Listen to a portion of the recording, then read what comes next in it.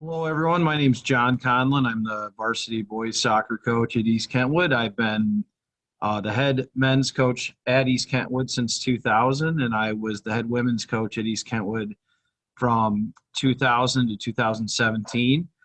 And I want to give you guys a little insight into my program, how we do things, how we got to where we are. I just recently took over the Byron Center girls program. This will be my first spring with them. And so many of these things I'm going to talk about are things I'm actually implementing in Byron Center to get Byron Center to where we want them to be as a program. I was approached by the board of the MIHSSCA to maybe do a presentation.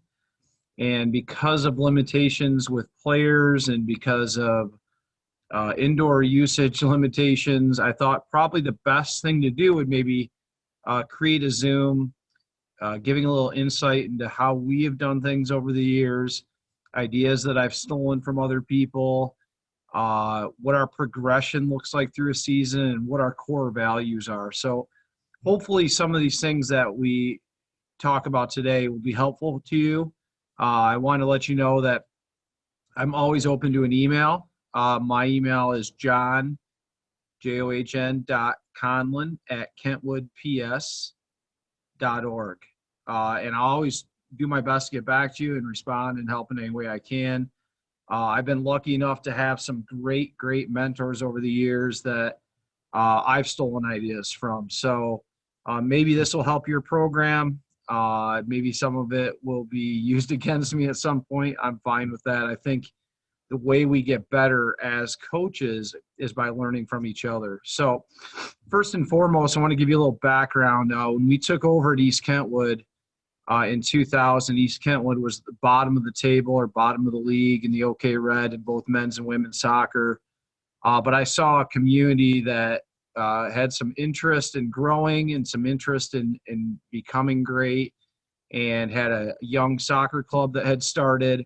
So I felt like this is a great opportunity for me right out of college to get started and build my program. And luckily, I got into a community that was very supportive, had administration that was very supportive, and was willing to take a chance on a young coach at that point.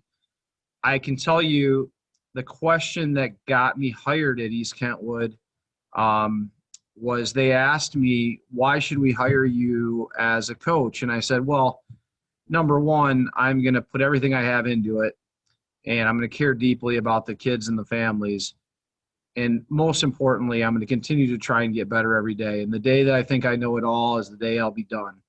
So that's the honest to God truth is I try to learn every day. I try to steal ideas from everybody. I never want to stay stagnant. I want to make sure that my program is always evolving and developing and getting better. So what we're going to do today is talk about kind of the origins of what we are and where we came from, and also talk about our progression during the season. First thing I did when I got hired was I made sure that I kind of found out the history of East Kentwood soccer, who had come before me, what did it look like, what were some of the problems they battled, what were some of the things over the years that held them back. And I also wanted to find the lay of the land in the soccer community in Grand Rapids. I played at Hope College, so I knew the Grand Rapids high school teams to a degree, but I didn't quite know the soccer community like I do now.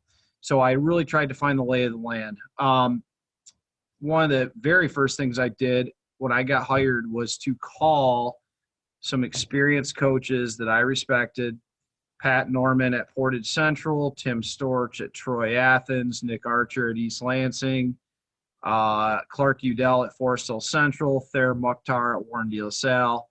And honestly, I picked their mind. And I did that periodically almost every single year for the first 7 or 8 years. Probably drove them absolutely crazy. Another coach that I stole ideas from was Lars Richter, who was at Livonia Stevenson, who is the director of Michigan Wolves. And what I did is ask them how they did things, what did their season progression look like, what did their training sessions look like, when did they taper down, when did they push the envelope in terms of training. How did they evaluate games? How did they build camaraderie within their program? And what I came up with after talking to all of these coaches was, regardless of what your tactics and your attacking, defending philosophies are, culture always trumps strategy. If you look at any great sports organization, whether it's professional with the New England Patriots and Bill Belichick, or Pep in Manchester City, or Nick Saban at Alabama football, Tom Izzo at Michigan State, there is a culture that is created, and it's created from the top down, that permeates through the whole program and is what gets the program to be different than everybody else. Because essentially, when you get into games, tactics can be very similar between teams. So we wanted to find ways to make our program a step ahead of everyone else. You often hear make the program a family, if you will. And I think there is some truth to that. I think that if you create a great culture, it almost feels like a family. You're going to have your spats. You're going to have your times where you love one another, but you're always going to have each other's back.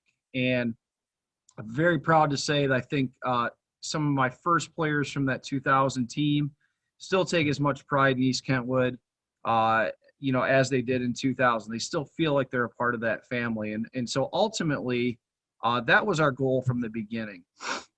When I first got hired in 2000, I spent some time going to the NSCAA conventions. I had grown up in Portage, Michigan, but I played at Culver Military Academy in Indiana. And my goal when I first got hired was to learn everything I could about the high school programs in Grand Rapids, high school programs throughout the state of Michigan, but also about Indiana University soccer. Because to me, that was the gold standard in programs throughout the country. I went to every single one of Jerry Yeagley's presentations. I copied notes. I spent some time with Jerry Yeagley at different things. One of the statements that I still remember that he said to me when we were sitting with a group of people, and he said this in his different presentations, was, "John, listen, if you want to be great, you need to have great players." So ultimately, all these things I'm telling you right now still comes down to the player. It's a player's game. But what I learned from Jerry Yeagley and observing the Indiana people is they really did have a family atmosphere. They really did care deeply about each other. And Indiana soccer was always bigger than the individual. So when we took our program over in 2000, that was our goal, is to make a similar level program, but at the high school level. So my first piece of advice, if you're a new coach or if you're someone with an established program, is to figure out why you coach and why you want to run an organization or run a program. For me, I grew up, I was lucky to have a father that was very involved in athletics, knew a lot about athletics, and had me study coaches in different groups.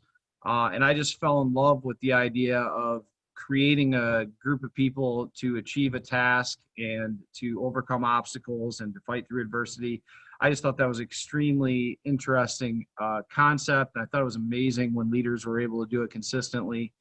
So my first thought I would say to you is find your why. Why is it you coach? Why is it you want to do what you do? If it's about winning championships, I can tell you championships are pretty hollow. And to be honest with you, if you coach soccer, you're going to have your heart broken more than probably not. It is a cruel game. It's a game where the better team doesn't always win, where a well-organized defense can lock down a great attacking team and, win a 1-0 game. So find your why right away.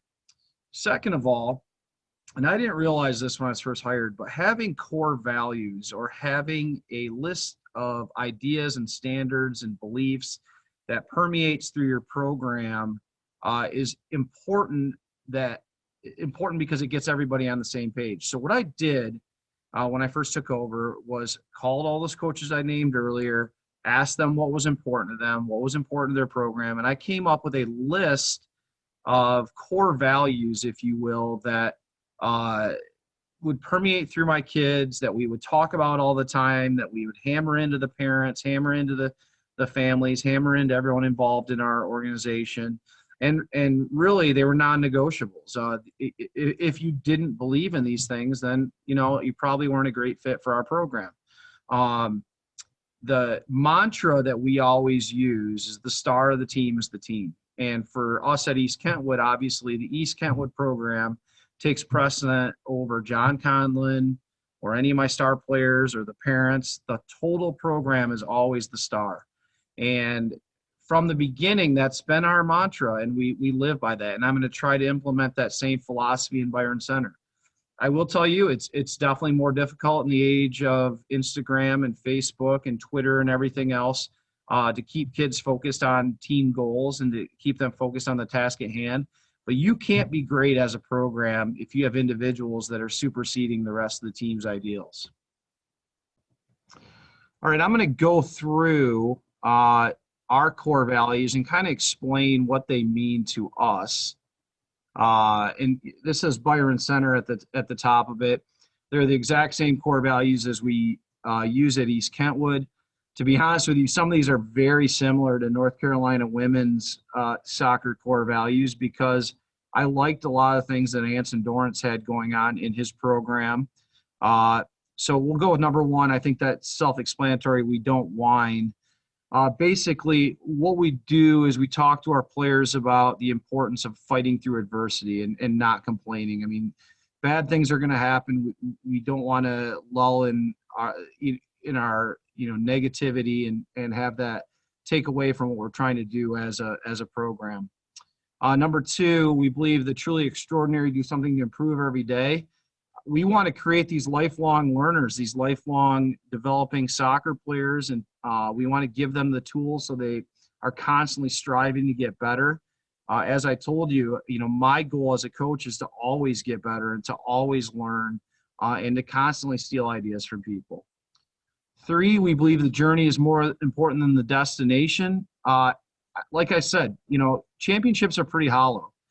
Your journey and the relationships along the way and your relationships with the kids, their relationships with each other, your relationships with the family, those are the things that really should matter, because honestly, sometimes your heart's just going to get broken. Like the other team's going to have a better game than you.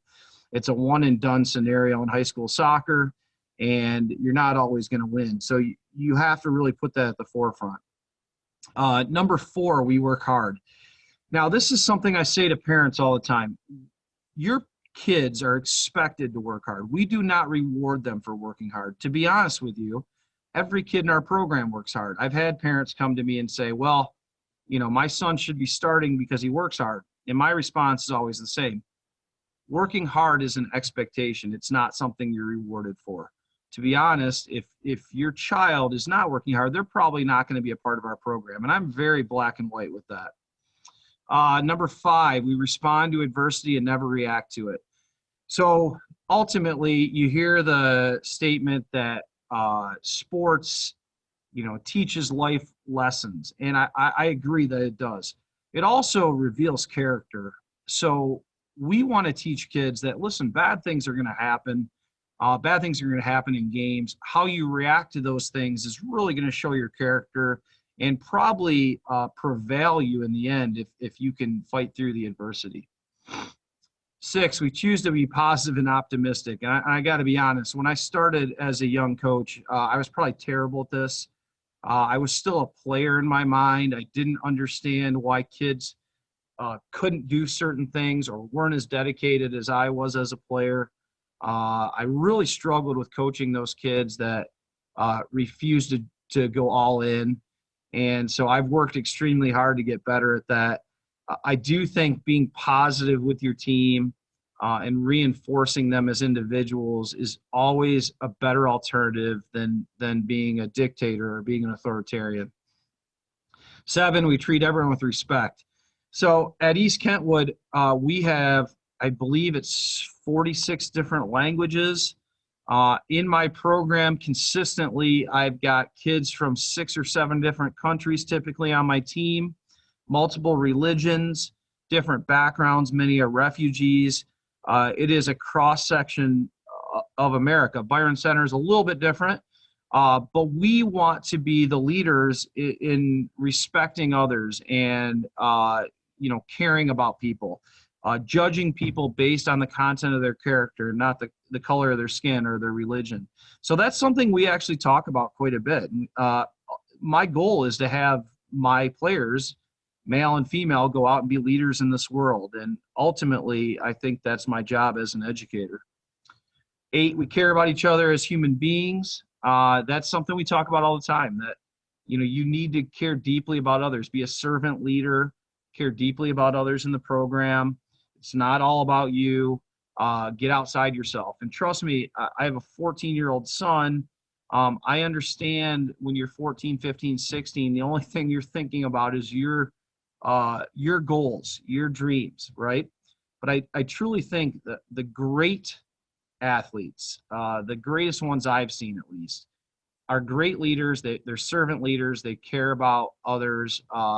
They find ways to empower those around them. 9, we believe team goals supersede personal ambition. I'll be honest with you.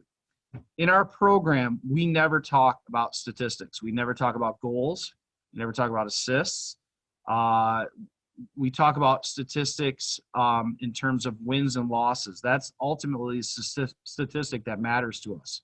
The reason we don't talk about goals and assists is there's so many pieces that happen along the way to create that goal, that if you just focus on the goal scorer, you're missing everything that's important to become a great team. We play for each other and we'll strive to be a great teammate. One of the things that we do at East Kentwood and at Byron Center is we actually work on being great teammates. I think it's a misnomer to believe that kids understand how to be a great teammate. So we actually teach them the things that you need to do to be a great teammate, complimenting your teammate when they do something well, picking up your teammate when they're having a bad day, writing notes to each other when they need some encouragement. It's really something that I think we as coaches and educators have to teach our kids. We dare to compete every day. This, to be honest with you, this is probably one of the things that I struggled with the most when I first took over. I didn't understand why kids were not as competitive as I was. My family jokingly always said that I had OCD, obsessive competitive disorder. And I don't know if it was insecurity on my part or what it was, but I had to win at everything I did. And I just loved competition. I loved competition in the classroom. I loved competition on the playing field. And I love competition as a coach. But not everyone's wired the same.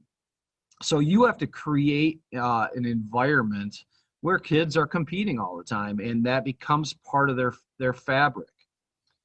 Dare to improve every day. That goes kind of back to what we talked about in the beginning, which is our goal is to be lifelong learners and to get better at what we do. Deal with problems directly. Now, this one is something that we practice. And so we actually go through scenarios on how to deal with a teammate when a teammate is doing something we don't like. What I've learned is if you allow things to fester in the background or behind the scenes and they're not dealt with directly, that it can tear a team apart. I've had locker rooms where we've had cliques. I've had locker rooms where we've had one leader and everyone's afraid of that leader. I've had locker rooms where you've had multiple leaders and they kind of have their followers. So we teach the kids how to deal with things directly. Another thing we do as a team is we constantly are checking in and taking the temperature of the team, if you will, to see where people are.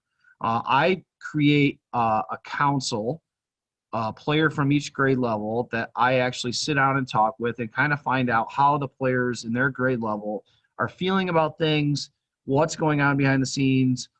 We have one-on-one conversations with them. We do a lot of things to make sure that everybody's on the same page. We believe in attention to detail. Roger Garner was my assistant coach for 14 seasons. And it was actually 28 if you consider the boys and girls together. And Roger and I would talk about this all the time with kids. If anything matters, everything matters. So we script everything. We practice how you walk out in the pregame. We practice how you stand during the national anthem. We practice how your uniform should look. We practice how you react to a goal. We practice what an interview would look like. And we give them specific interview questions to help them. So when they get in the interview, they're not saying things that are off the cuff and could maybe embarrass them or embarrass the program. We practice post game. We practice everything. Every little detail matters. We'll walk through things till kids can do it in their sleep. And I think that's the sign of any great program. And I learned one of the things I learned from Paul Bartashuk, watching his teams back in the Great Country days, is his teams were so regimented and organized on the field and off the field, the way they warmed up, the way they came out, that you can't leave things to chance. You have to make sure that the kids know exactly where they should be, when they should be, and why they should be there. And then lastly, we talk about this all the time. If you do all the things right, do all the little things right, the score usually takes care of itself. I'm a big believer in the soccer gods. It's kind of a joke that we have in our program that you get rewarded for doing the right thing. You get penalized for doing the wrong thing. I hear players complain all the time about referees, and they complain about referees' calls and how they can't find a rhythm. And it's chicken or the egg. I'm a big believer that if you're playing poorly and not doing the right things, that referees are going to have a hard time getting in a rhythm. I'm a big believer that if you warm up poorly, that you're going to start the game poorly. I'm a big believer that if you're not preparing the night before, you're setting yourself up for failure. And if you do all those little things and you make sure that you've crossed all your T's and dotted all your I's, the score usually takes care of itself. I mean, soccer is a cruel game, but I think if you do all the things right, the better team, the more organized team, the more sound team, the team that knows its roles and buys into one another typically will win championships. One of the questions I get asked all the time is, how should a season progress? And I'll be the first to say that when we started in 2000, we did everything wrong. We actually ran the program like a college program and probably ran our guys into the ground. We'd get to the postseason and have a team of 22 guys and 15 would be healthy.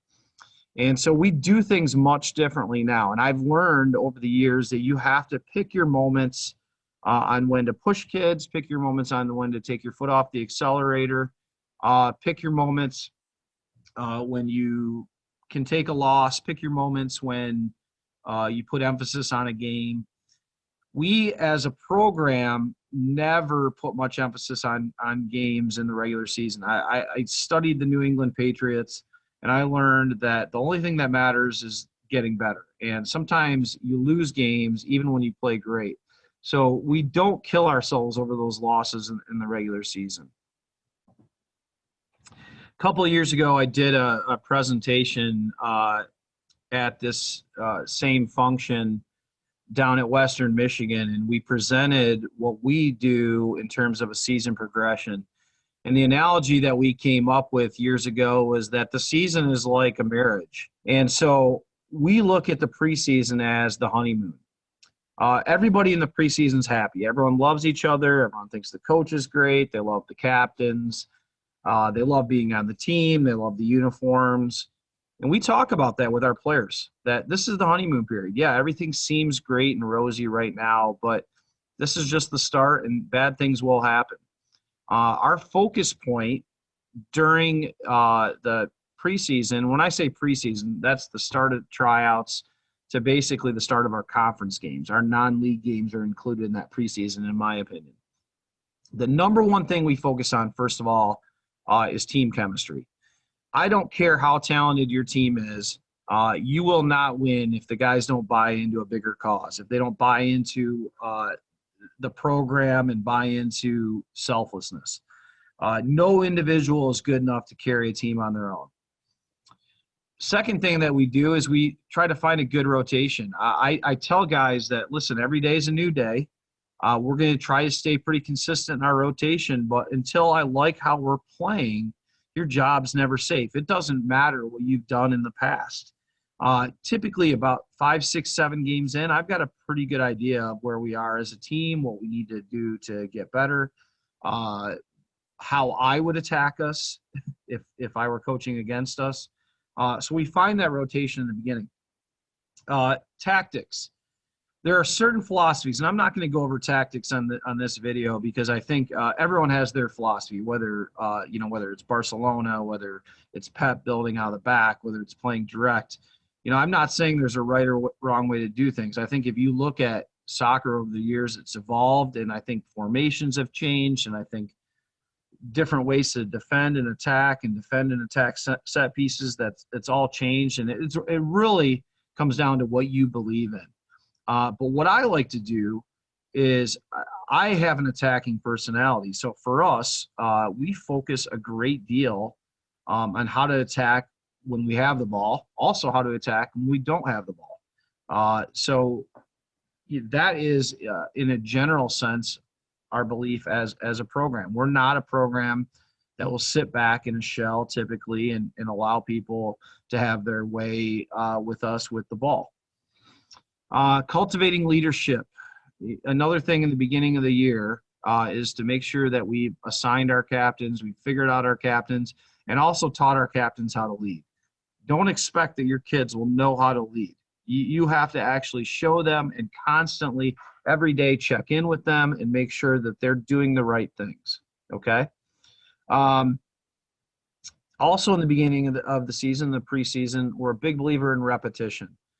I think I just watched a video about college football, and they were talking about USC during the prime from 2000 to 2010 when they were the dominant college football program. They talked about how Matt Leinart and Barkley and all those quarterbacks got more repetition in practice and pregame than any program in the country. Thus the reason why they probably produced 4 or 5 NFL quarterbacks during that time.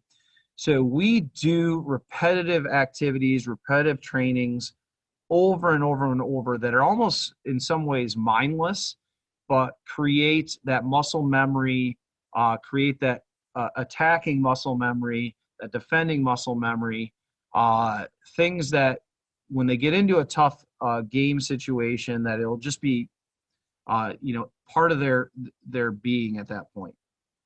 And then the last thing in that beginning of the season is, I think the most important part of the game is creating a defensive mentality.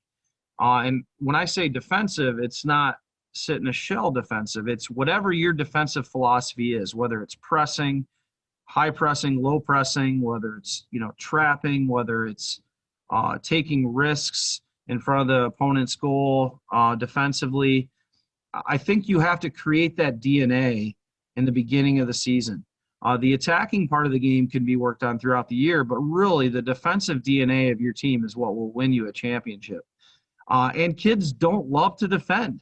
I think in this modern age of ESPN and Instagram and clips, everyone loves to see the highlights of those goals from 30 yards or the free kicks, the David Beckham free kicks. But ultimately, it's the tackle in the midfield, it's the trap in the corner, it's the cleared ball out of the box that win you the championships. And so that is our focus in those first 3 weeks, in those first 6-7 games. Then we get into the marriage. So once you get in, and anyone who's coached at any point knows that there's going to be drama along the way. I'm always concerned when I have a team where everything's going right. I know that something's about to happen. And ultimately, marriage is a work in progress every day, and there's going to be bad things that happen. So during the conference play, what we're trying to do during that time is create a one-and-done philosophy with our players where they're living on the edge every day, where they understand that if you don't perform, you're not going to play.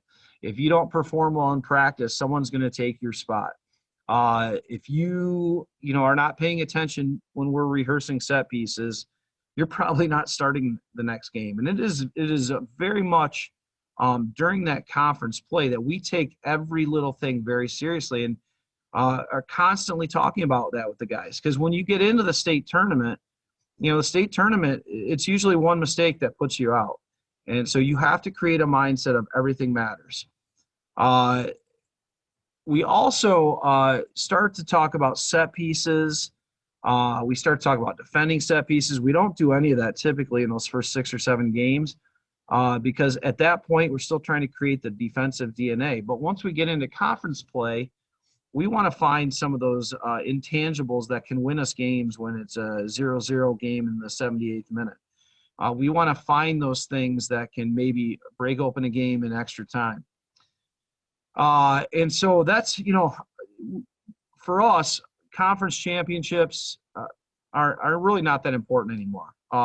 Both at East Kentwood and at Byron Center, yeah, conference championship's a nice thing, but we really set our goals for the tournament. That's ultimately where we want to be playing our best soccer. Then we get to the postseason. Now, this is going to be the focus, if you will, for this part of the presentation, because ultimately the postseason comes down to seven games for a state championship. And we look at every single game as a state championship. And we joke about it and say it's retirement.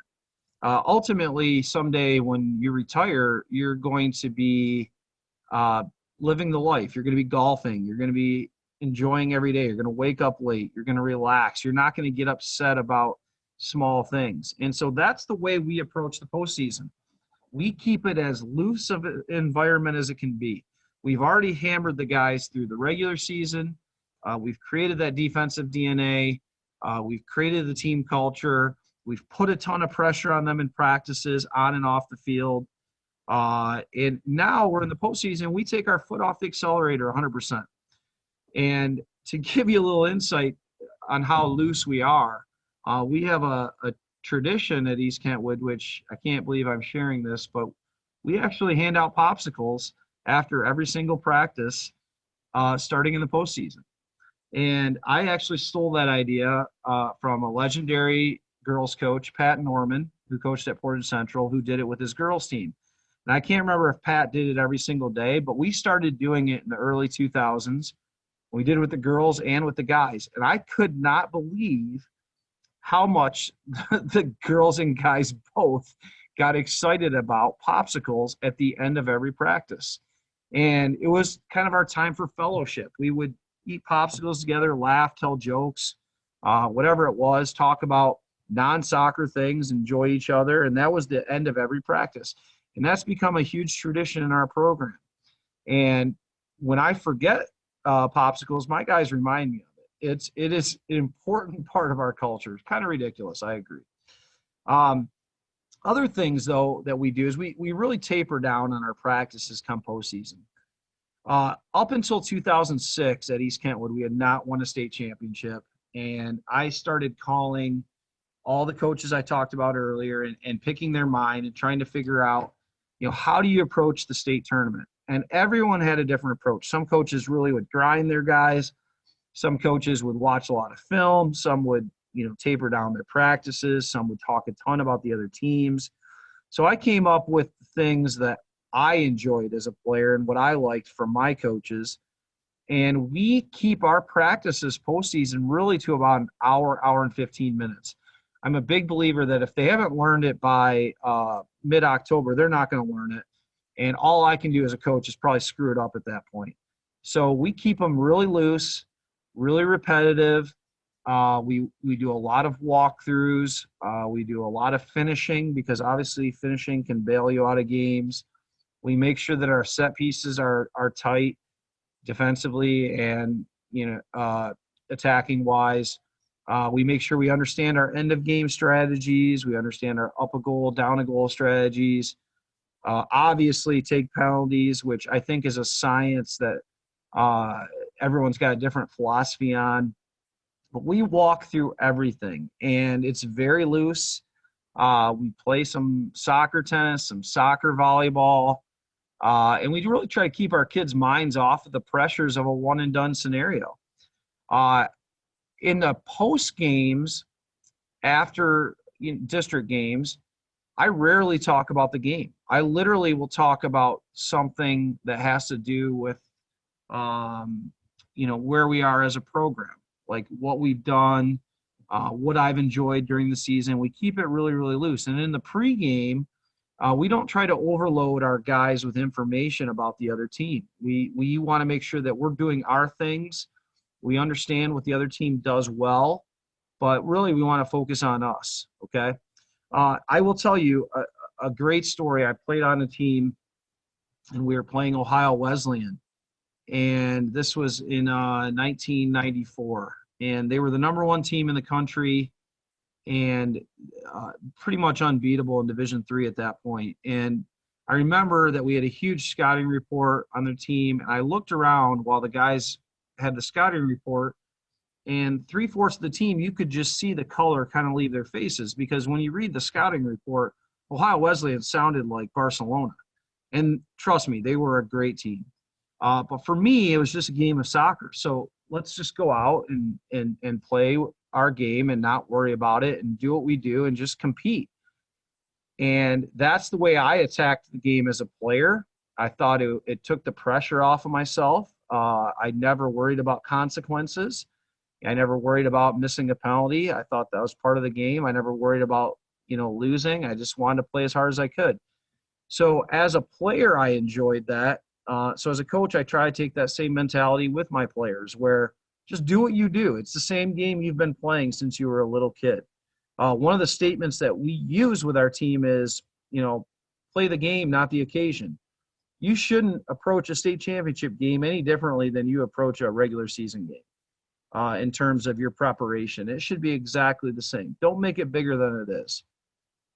So that's kind of our season progression, if you will. One of the questions that we did not cover that I get asked all the time by new coaches and actually friends of mine, and I can't say I mastered it, but I think it is definitely important to the success of a team, is how we address our parents and how we make the parents part of the program. The preseason meeting that you hold with your parents is everything, and setting the tone, creating your expectations, everything from practice expectations to game expectations to parent expectations, establishing that, making sure everyone's on the same page. That's key in today's environment. And if you ever have any questions, you can always email me on that. We go through all these core values and everything, just like just like I did with you today. We talk about what the expectations are on how the kids look and how they act, how the parents are supposed to look or not look, but how the parents are supposed to act. And I think that's important, because ultimately, if you think the program is simply your team and you as a coach, you're probably missing the point. The parents have invested a lot of time and energy into their kids. They care deeply about the community. They want to be part of the process. You just have to set those boundaries and those expectations for them and remind them that we can't be successful as a team or program if they're going outside the core values. So the star of the team is the team, and parents are part of the team.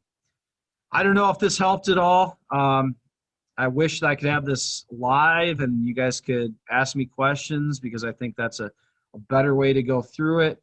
But I know that many of these ideas are tried and true and stolen from way smarter people than myself. And I hope that this helps you in your program at some level.